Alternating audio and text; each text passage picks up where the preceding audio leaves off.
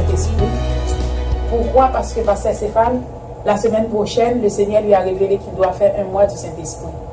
Alors que dans mon esprit, je sens tout de suite, c'est le Saint-Esprit que je dois parler. Parler du Saint-Esprit. Amen. Je n'ai rien préparé en tant que tel. J'ai pris quelques versets bibliques, vraiment. Mais que le Saint-Esprit puisse me guider. Quoi dire? Peut-être que ça ne va pas être long, mais que ce soit le Saint-Esprit qui me guide, quoi dire. Amen. Parce que le ministère du Saint-Esprit, c'est un grand ministère. Sans le Saint-Esprit, nous ne pouvons pas faire l'œuvre de Dieu. Donc, lorsque Pasteur Stéphane m'a dit qu'il va faire un mois du Saint-Esprit, j'étais vraiment contente. J'étais comme un enfant. Je me sentais comme un enfant, joyeux, sauté de joie, content, qui a reçu un cadeau merveilleux de ses parents. Pourquoi? Parce que j'attendais ça longtemps. Pourquoi? Parce que le Saint-Esprit, j'aime beaucoup le Saint-Esprit. Quand tu es en connexion avec le Saint-Esprit, tu as tout. Tout vient du Saint-Esprit, tout coule du Saint-Esprit.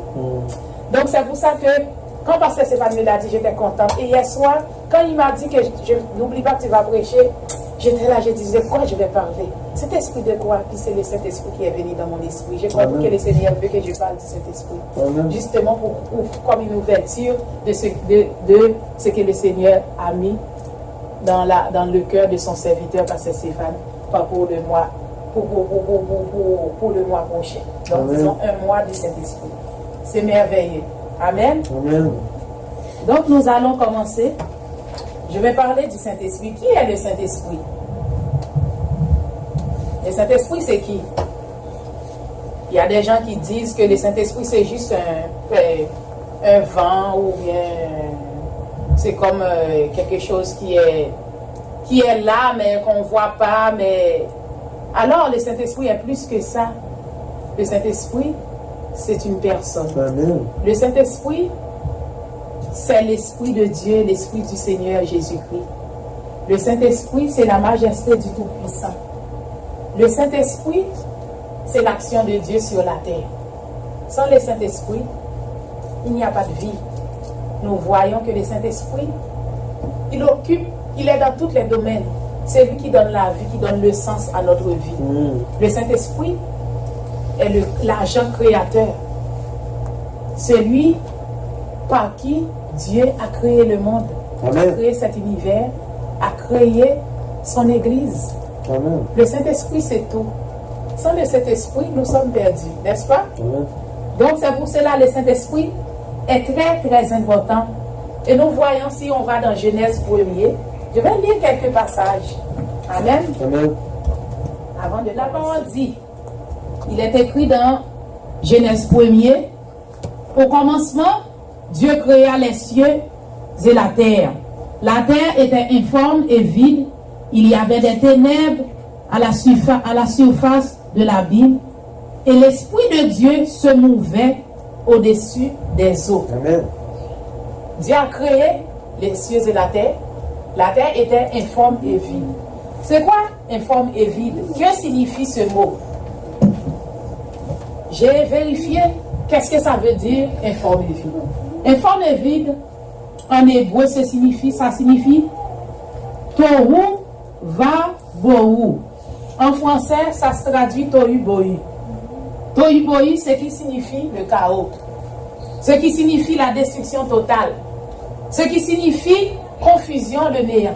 La terre était informe et vide, ça veut dire que la terre n'avait pas de vie. Alors que le Saint-Esprit se mouvait dans ce ténèbre, il se mouvait. Dieu a créé les cieux et la terre, le Saint-Esprit se mouvait. Il n'était pas encore en action, le Saint-Esprit. Lorsque Dieu se met à parler, Dieu dit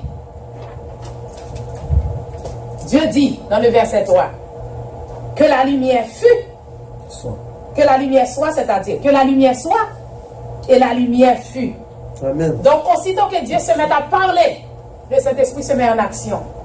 Donc, pour vous dire, le Saint-Esprit marche avec la parole. Qui est la parole? C'est le Seigneur Jésus lui-même, la parole. Donc, le Saint-Esprit est activé lorsque la parole de Dieu est en action. On prononce la parole de Dieu, je veux dire, le Saint-Esprit est en action. Donc, le Saint-Esprit commence à faire son œuvre lorsque la parole de Dieu on commence à prononcer, je veux dire, la parole de Dieu. C'est pour ça que la parole dit, Dieu dit. Aussitôt que Dieu dit, le Saint-Esprit se met en action. Dieu dit que la lumière soit, la lumière fut. Plus bas, ça dit, Dieu dit qu'il y ait une étendue entre les eaux et qu'elle sépare les eaux avec les eaux. Et ça s'est fait. À chaque fois Dieu dit, le Saint-Esprit crée. À chaque fois Dieu dit quelque chose, l'Esprit de Dieu se met en action et à faire ce que Dieu a prononcé. C'est pour ça que la parole de Dieu est très importante. Amen. Amen. Donc Dieu dit, on voit plusieurs passages où Dieu dit que les eaux qui sont au-dessus, sous du ciel, se rassemblent en un seul lieu et que le sec paraisse. Et cela fut ainsi. À chaque fois Dieu prononce quelque chose, le Saint-Esprit met en action. Donc, pour vous dire que l'Esprit et la parole sont intimement liés. C'est l'Esprit de Dieu, la parole de Dieu, Dieu, les trois, c'est la même personne. Le Père, le Fils et le Saint-Esprit. La parole est Jésus-Christ. Dieu a créé le monde par la parole. La parole est Christ. Le Saint-Esprit, c'est celui qui attend la parole prononcée pour être activé. Donc, le Saint-Esprit joue un rôle très important dans ce monde. Il joue un rôle très important dans son Église. Et nous allons voir plus loin, pendant qu'on parle du Saint-Esprit, l'action du Saint-Esprit à travers le monde. Le Saint-Esprit, c'est la source de vie. Le Saint-Esprit est tout. Sans Saint-Esprit, nous ne pouvons pas faire grande chose. Parce que Dieu lui-même a besoin du Saint-Esprit pour faire son œuvre. Pour faire son œuvre, il avait besoin du Saint-Esprit. Donc, nous, en tant qu'enfants de Dieu, nous aussi, nous avons besoin du Saint-Esprit. Nous ne pouvons rien faire sans l'action du Saint-Esprit. Amen. Parce qu'il est l'agent, comment je pourrais dire, l'agent créateur, comment je pourrais dire, l'agent qui rentre en action. Lorsque Dieu parle, c'est lui qui crée. À chaque fois Dieu dit quelque chose, le Saint-Esprit se met à créer à ce que Dieu a prononcé, la parole qui est prononcée, le Saint-Esprit se met en action pour créer ce que Dieu dit. Donc le Saint-Esprit est très important. Et nous avons vu que le Saint-Esprit, dès le commencement, on parlait du Saint-Esprit. On parlait et on voyait l'intervention du Saint-Esprit, je veux dire, dès le commencement. Amen, de la création. Et puis on voyait que dans l'Ancien Testament, comme on dit, le Saint-Esprit était là, le Père, le Fils, le Saint-Esprit était là, le Père, le Père. Dans la Bible, on voyait trois grandes périodes dans la Bible. On parle d'abord le ministère du Père. Dans l'Ancien Testament, on voyait le ministère du Père. Le ministère du Père, c'est que le Père qui a choisi un peuple pour manifester sa gloire. On parle ici d'Abraham. Donc Dieu a choisi Abraham. À travers Abraham, il a créé un peuple, le peuple israélite, qui est le peuple témoin, par lequel Dieu a manifesté sa gloire, qui pour nous laisser un héritage, l'héritage qu'on a, qui est la parole de Dieu, à toutes les nations du monde. Parce que Dieu avait dit à Abraham, à travers toutes les nations du monde, tu deviens le père de toutes les nations du monde. À travers toi, je vais faire de toi le père de toutes les nations du monde. Et nous avons vu que le Père, Dieu s'est présenté en tant que Père. Il s'est présenté en tant que Père dans l'Ancien Testament. Il s'est manifesté au roi, il s'est manifesté aux prophètes, il s'est manifesté aux sacrificateurs. Amen. Amen. Donc, mais tout ce que Dieu fait, c'est à travers son esprit. L'Esprit de Dieu saisissait ces hommes de Dieu-là et Dieu parlait à travers son esprit aux prophètes, aux rois, aux sacrificateurs, comme nous voyons dans l'Ancienne Alliance. Amen. Mais dans la Nouvelle Alliance, Dieu s'est manifesté par le Fils. Amen. Nous voyons que c'est Jésus-Christ qui est venu dans la Nouvelle Alliance. Jésus-Christ, en tant que Fils de Dieu, Dieu se manifeste par le Fils. Jésus-Christ est venu nous apporter vraiment le moyen du salut. Jésus-Christ, c'est l'aboutissement de ce qui a été annoncé par le Père dans l'Ancien Testament. Nous avons vu l'œuvre de Jésus-Christ dans la Nouvelle Alliance. Et Jésus-Christ, il a fait son ministère pendant 3 ans, n'est-ce pas? Et nous voyons que quand Jésus-Christ devait commencer son ministère, il a fallu que Jésus-Christ reçoive le Saint-Esprit aussi. Alors qu'il est Dieu, Jésus-Christ s'est dépouillé, il a pris la forme d'un homme, il s'est limité lui-même de sa gloire, de sa puissance, de tout ça, de sa majesté, pour prendre la forme d'un serviteur, alors que c'est Dieu qui s'est fait chair lui-même. Alors que Jésus-Christ, dans la forme humaine, Jésus-Christ s'est limité lui-même, il avait besoin du Saint-Esprit, parce qu'il fallait qu'il ait le Saint-Esprit justement pour faire l'œuvre qu'il avait à faire sur la terre, n'est-ce pas? Et nous avons vu dans, je vais juste voir, je pense que c'est Matthieu 3, verset 16, cela dit, bon, je ne vais pas lire le verset, lorsque Jésus a été baptisé par l'apôtre Jean, le Saint-Esprit est descendu sur lui, et puis une voix s'est retentie dans le ciel. Il a dit, celui-ci est mon fils bien-aimé, en qui je mets toute mon affection. Et Jésus-Christ était rempli du Saint-Esprit pour faire son œuvre. Il avait environ 30 ans, n'est-ce pas? Par la suite, il a été conduit dans le désert pour être tenté par le diable. Ensuite, nous voyons que quand Jésus a débuté son ministère, il a été dans le synagogue, il a répété cette parole qui est écrite dans Ésaïe 61, verset 1er. Nous avons vu dans Luc 18, Jésus-Christ a dit, l'Esprit du Seigneur est sur moi parce qu'il m'a oint pour apporter de bonnes nouvelles aux malheureux, pour guérir ceux qui ont le cœur brisé, pour libérer les captifs. Bon, c'est à peu près ça le verset dit, je ne vais pas lire le verset. Et puis il a dit, aujourd'hui même cette parole est accomplie. Et nous voyons, et c'est alors que Jésus-Christ a commencé vraiment son ministère. Nous voyons que Jésus-Christ a commencé à faire les miracles. Nous voyons que toutes les choses que Jésus-Christ faisait, les miracles, ressusciter les morts, chasser les démons, guérir les malades, et tout ce qu'il peut faire, guérir les lépreux, les malades et tout, ce que Jésus-Christ a pu faire, c'est à travers l'œuvre du Saint-Esprit. Donc, c'est pour cela qu'on voit que le Saint-Esprit a toujours été présent dès la création, et il était présent aussi dans l'ancienne alliance avec les rois. Il était avec les rois, et je ne peux pas dire tous les rois, c'est les rois qui marchaient dans la voie de Dieu, comme le roi David. Il y avait d'autres rois aussi, et Josaphat, et d'autres serviteurs de Dieu. Nous voyons que le Saint-Esprit était avec eux, ceux qui marchaient dans la voie de Dieu. Il y avait aussi les prophètes. Il y avait les prophètes, mais même les rois la plupart étaient des prophètes. David, c'était un prophète.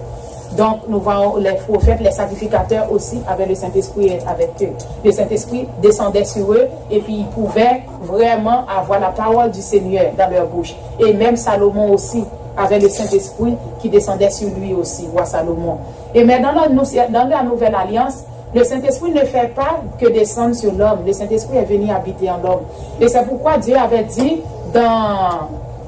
je crois que c'est dans Joël, il dit au dernier temps, et les jeunes hommes, jeunes filles, les vieillards et enfants auront des songes et des visions. Il a dit, mon esprit se répandra sur toute chair. L'Éternel l'avait dit dans sa parole. Et nous avons vu vraiment que l'œuvre du Christ, ce qu'il a accompli sur la croix, Jésus-Christ est mort, il est ressuscité pour nous, il est monté au ciel. Voilà la promesse que Dieu nous a faite, verset 13. Jésus-Christ a dit, attendez, laisse-moi commencer plus haut, je peux quand même commencer dans verset 12. Verset 11, Jésus a dit, quel est parmi vous le Père qui donnera une pierre à son fils s'il lui demande du pain, ou s'il demande un poisson, lui donnera-t-il un serpent au lieu d'un poisson? Ou s'il demande un œuf, lui donnera-t-il un scorpion? Si donc méchant comme vous l'êtes, vous savez donner de bonnes choses à vos enfants, à combien plus forte raison le Père Céleste donnera-t-il le Saint-Esprit à celui qui le demande? Nous voyons d'abord Jésus-Christ, nous voyons ici d'abord que Jésus-Christ commençait déjà à nous parler que nous avons besoin du Saint-Esprit. Nous avons besoin de demander du Saint-Esprit. Parce que là, on voit que Jésus compare, il parle des parents qui donnent ce qui est bon à ses enfants, la nourriture, tout ça. Mais là, Jésus-Christ, là, quand il parle de la nourriture, il ne parle pas de la nourriture charnelle.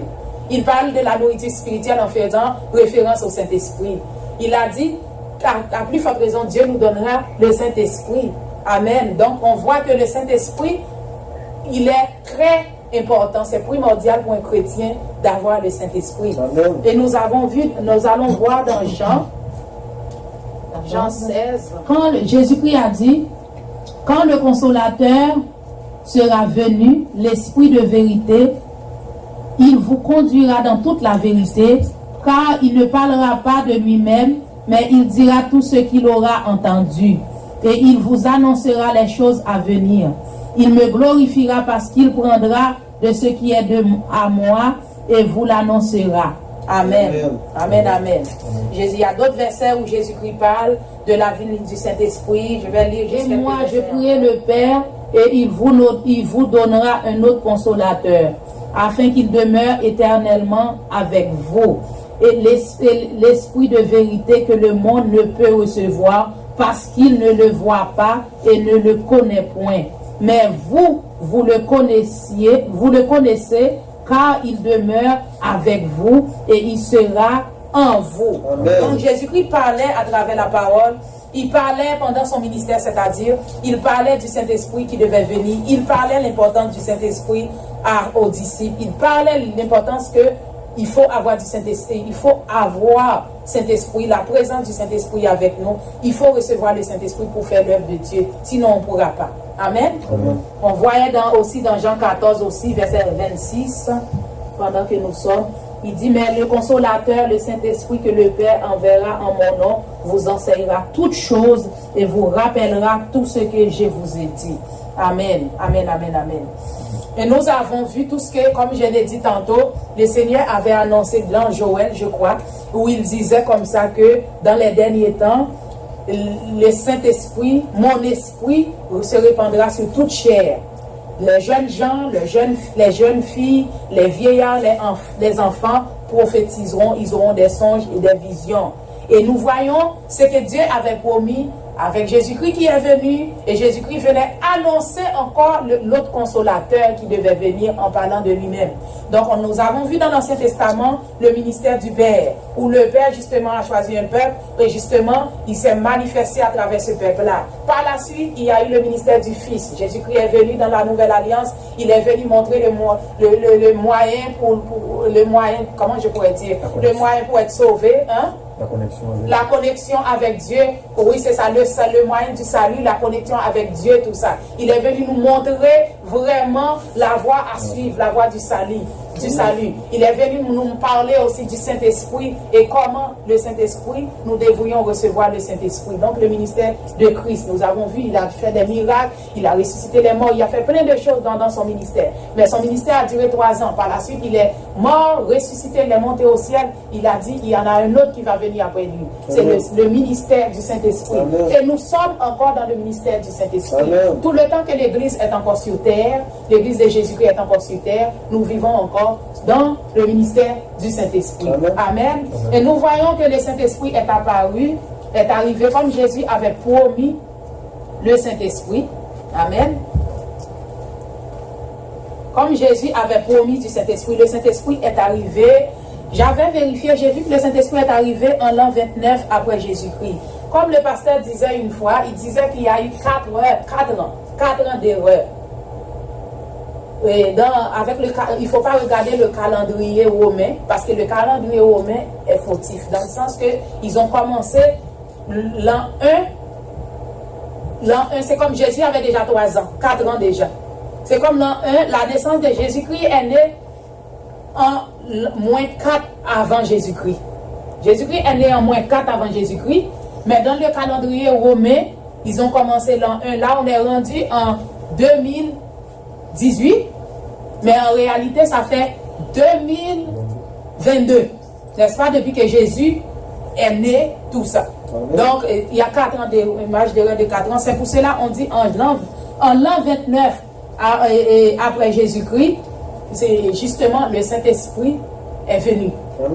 L'an 29 après Jésus-Christ, durant les fêtes annuelles juives, qu'on appelle le jour de la Pentecôte. Le jour de la Pentecôte, c'est 50 jours après la résurrection de Jésus-Christ. Il y avait les disciples qui étaient réunis dans la chambre haute. Le Saint-Esprit est descendu sur eux. et ils ont commencé à parler une nouvelle langue, en parler des nouvelles langues. Vraiment, c'est comme ça que le Saint-Esprit a commencé vraiment son ministère. Amen. Amen. Et c'est ça qui a commencé aussi, comment je pourrais dire, l'Église de Jésus-Christ vraiment, l'Assemblée chrétienne, l'Église de Jésus-Christ a pris naissance le jour de la Pentecôte. Amen. Amen. A pris naissance le jour de la Pentecôte. Et ce jour-là, je crois qu'il y avait au moins 3000 personnes qui ont accepté le Seigneur Jésus comme leur Seigneur et leur Sauveur. Amen. Donc, pour vous dire, le Saint-Esprit, par la suite, lorsque le Saint-Esprit est descendu sur les apôtres, ils étaient prêts à faire leur ministère.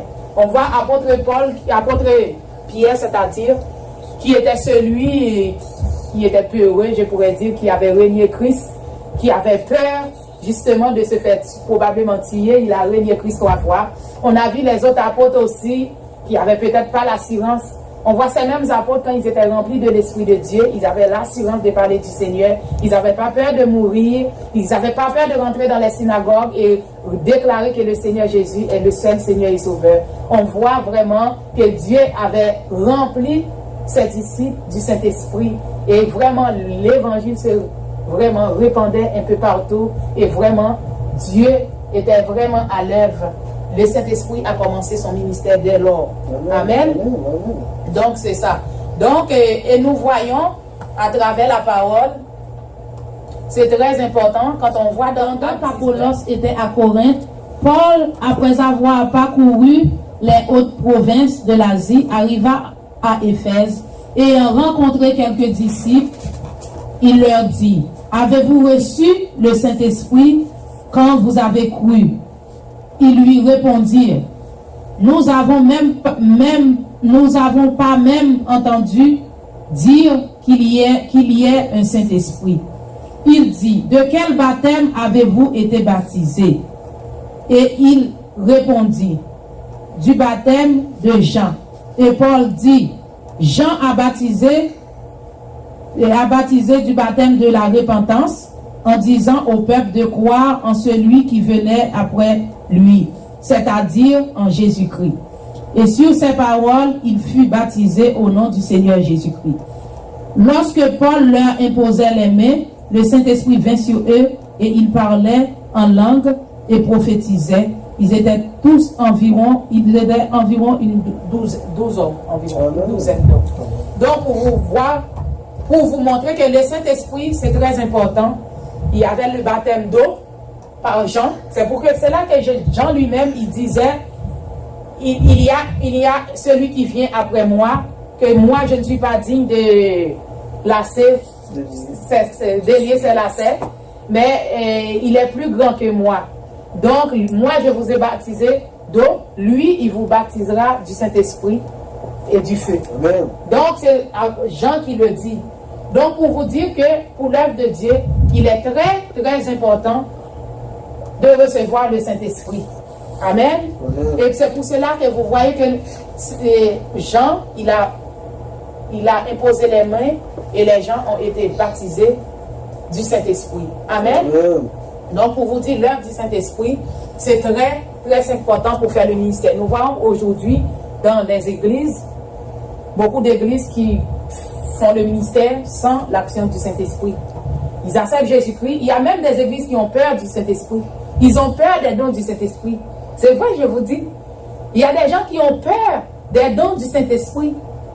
Tu vois que c'est la chair qui fait le ministère. C'est complètement la chair qui fait le ministère. Ils établissent leur propre protocole. Ils ont leur propre manière de faire. Ils mettent les gens pour diriger sans consulter Dieu, sans consulter le Saint-Esprit. Ils regardent les gens qui parlent bien, qui parlent un bon français, tout ça, pour choisir, au lieu de choisir la personne qui est remplie de l'Esprit de Dieu, pour faire l'œuvre de Dieu, mais il va choisir selon l'apparence. Celui qui a fait des études, qui sait parler, hein? Celui qui représente mieux. Celui qui représente mieux pour faire l'œuvre de Dieu. On voit ça beaucoup dans les églises. On voit que ce n'est pas le Saint-Esprit qui fait l'œuvre, c'est l'homme. C'est ça qu'on appelle la chair qui est en contrôle. Donc c'est pourquoi il est très important, je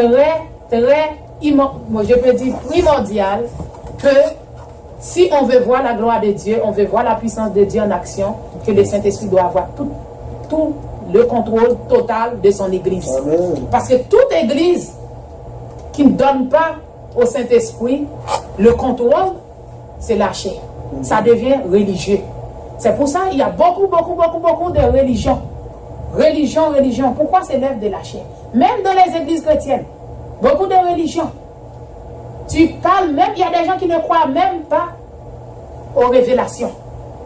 Dieu te donne une révélation, tu expliques la personne ne te croit pas. Il ne croit pas dans les révélations. Alors qu'on voit à travers la Bible, la parole de Dieu dit, Dieu parle tantôt d'une manière, tantôt d'une autre manière. Dieu parle à travers les songes, il parle à travers les révélations, il peut à travers les visions. Il peut utiliser n'importe qui pour vous donner un message. Mais vous savez, il y a des chrétiens d'aujourd'hui qui ne croient même pas aux songes, aux visions, rien. Ils vont à l'église, tu vois, c'est la chair qui prend le contrôle. Les disputes à l'église, les querelles à l'église, la division à l'église. Ils sont là, ils regardent comment telle personne, comment il s'habille. Ils sont là en train de vérifier. Moi j'entends des affaires incroyables qui se passent à l'église. Oh, toi, tu ne dois pas chanter, tu ne sais pas chanter. Non. Tu comprends ce que je veux dire? Pour vous dire que c'est l'homme qui fait l'œuvre. C'est pas Saint-Esprit. C'est pas l'œuvre du Saint-Esprit. Et c'est pour ça que vous voyez que dans Galates, je crois, apôtre Paul parlait, dit aux Galates, dépourvu de sens, qui vous a fasciné, vous aux yeux de qui Jésus-Christ a été peint comme crucifié. Voici seulement ce que je veux apprendre de vous. Est-ce par les œuvres de la loi que vous avez reçu le Saint-Esprit ou par la prédication de la foi? Êtes-vous tellement dépourvu de sens après avoir commencé par l'Esprit, vous voulez maintenant finir par la chair? Avez-vous tant souffert en vain, si toutefois c'est en vain, celui qui vous accorde l'Esprit et qui opère des miracles parmi vous, le fait-il donc par les œuvres de la loi ou par la prédication de la foi? Amen. Donc la parole dit, vous avez commencé par l'Esprit, vous terminez par la chair. Savez-vous, il y a bon nombre de serviteurs de Dieu que le Saint-Esprit les a appelés au ministère. Il y en a plein. Mais tu sais, ils ont commencé par l'Esprit. Le Saint-Esprit, ils ont au début donné le Saint-Esprit la place. Par la suite, l'homme commence à tasser le Saint-Esprit et à prendre la place. Beaucoup d'églises ont commencé par l'Esprit et ont terminé par la chair. Ce qu'apôtre Paul dit là, dans Galates 3, c'est encore, aujourd'hui, on le voit très présent dans l'église. C'est pour cela qu'il est très important, si nous voulons vraiment voir la gloire de Dieu dans ce ministère, de laisser le Saint-Esprit au contrôle de tout. Toutes les décisions qu'on devait prendre dans notre vie, commencer par notre vie personnelle. Si on veut voir le Saint-Esprit prendre la place, nous voulons grandir spirituellement, même dans notre quotidien, dans les décisions qu'on prenne tous les jours, laisser le Saint-Esprit au contrôle. Je vais acheter une voiture, bon, je vais consulter le Saint-Esprit. Quelle voiture que je dois acheter? Est-ce le moment pour l'acheter? Je veux, même la nourriture que tu achètes, même les dépenses que tu fais. Saint-Esprit, qu'est-ce que tu penses? Je vais acheter telle chose. Qu'est-ce que tu penses de ça? Souvent, on ne fait pas ça. Mais alors que Jésus-Christ nous a dit, je vais vous envoyer un autre consolateur. Je vais vous envoyer le consolateur, il va vous enseigner toutes choses. Il est le consolateur, il est le conseiller, il est celui il est l'enseignant, il est tout. Mais souvent, on le tasse. Et c'est comme ça la chair grandit à l'église, n'est-ce pas? C'est comme ça. Pourquoi? Parce qu'on ne donne pas la place qui revient au Saint-Esprit pour vraiment diriger son église comme bon lui semble. Parce que si Jésus, qui est Dieu lui-même, avait besoin du Saint-Esprit pour faire son ministère sur la terre, à plus forte raison, nous, l'homme déchu, l'homme qui a reçu la grâce d'être sauvé, qui peut être tenté à tout moment, si nous n'avons pas le Saint-Esprit, on va échouer. Ils sont de dehors. C'est vrai. Parce que la parole de Dieu dit, ceux qui sont guidés par l'Esprit sont appelés fils de Dieu. Amen. Si tu n'es pas guidé par le Saint-Esprit, tu ne peux pas être appelé fils de Dieu. La parole de Jésus-Christ a dit, il viendra un temps que ceux qui doivent adorer Dieu doivent l'adorer en esprit et en vérité. On ne peut pas faire l'œuvre de Dieu par la chair. Ça, oublie ça. c'est vraiment le Saint-Esprit qui doit prendre le contrôle total de son ministère. On veut faire une période de prière, comme ce qu'on va faire un mois. On va consulter le Saint-Esprit pour nous guider. On va passer du temps dans la présence du Saint-Esprit pour nous dire comment faire, quoi faire, tout ça. On ne va pas faire des choses par nous-mêmes, par la chair. Le Saint-Esprit, tout le temps qu'on passe du temps avec le Saint-Esprit, tout le temps il va nous guider, il va nous instruire. Tout le temps qu'on prend du temps à le chercher, tout le temps il va se manifester. Je me souviens, il y avait un homme de Dieu qui dit, quand tu commences à parler au Saint-Esprit, tu parles avec lui comme un ami. Au début, peut-être tu n'entends pas sa voix. Mais à force de pratiquer cette habitude de parler avec cet esprit, qu'est-ce que tu penses de telle chose? J'aimerais ça acheter tel vêtement. Est-ce que c'est une bonne idée? Est-ce que tu penses que ça me va? C'est un ami. Cet esprit est là pour nous. C'est le plus gros cadeau que Dieu a pu nous donner, c'est le Saint-Esprit. La parole de Dieu qui dit que Dieu chérit l'esprit. Dieu chérit jalousement l'esprit qu'il a mis en nous. C'est son esprit. C'est un cadeau merveilleux. Il n'y a rien de plus merveilleux, extraordinaire que le Saint-Esprit, n'est-ce pas? Donc, à force de prendre l'habitude à parler, à cultiver une relation avec lui, il va commencer à se parler, à parler. Il va commencer à nous répondre. Au début, souvent, notre problème, on parle au Saint-Esprit, on n'entend pas sa voix, puis on tasse. Il faut continuer, il faut continuer, il faut continuer. La parole de Dieu dit, le royaume des cieux est forcé, ce sont les violents qui s'en emparent. Le royaume des cieux, c'est le Saint-Esprit. Il faut continuer, jusqu'à ce que le Saint-Esprit, on commence à entendre cette voix qui nous parle. Et on commence à avoir cette habitude à l'entendre, à nous parler, à l'entendre, tout ça. C'est comme ça que le Saint-Esprit va prendre contrôle. Si dans notre vie quotidienne, le Saint-Esprit est en contrôle, à l'église aussi, il va être en contrôle. Ça commence derrière dans le foyer. Comment gérer mes enfants, comment élever mes enfants, comment parler à mes enfants. Tout ça, ça devait être le Saint-Esprit qui devait nous guider. Parce que sans le Saint-Esprit, on est perdu, on n'est pas mieux que ceux qui sont dehors, qui sont assis dans les ténèbres. Le Saint-Esprit est répandu sur la terre. Mais vous savez que le Saint-Esprit ne fait rien. Il est répandu sur la terre. Il ne fait rien. Comment je pourrais dire? Il n'agit pas à travers les gens qui ont rejeté la parole, qui ont rejeté Christ. Il agit à travers ceux qui ont accepté Christ, ceux qui marchent dans la lumière. Il agit à travers ceux qui ont accepté la parole. Comme je l'ai dit précédemment, Saint-Esprit se met en action lorsque la parole est présente. Lorsqu'on commence à pratiquer la parole, à mettre la parole en pratique dans notre vie, le Saint-Esprit est en action. Donc cet esprit a été envoyé pour nous, pas pour ceux qui refusent de Jésus-Christ, qui ont rejeté Jésus. C'est pour nous.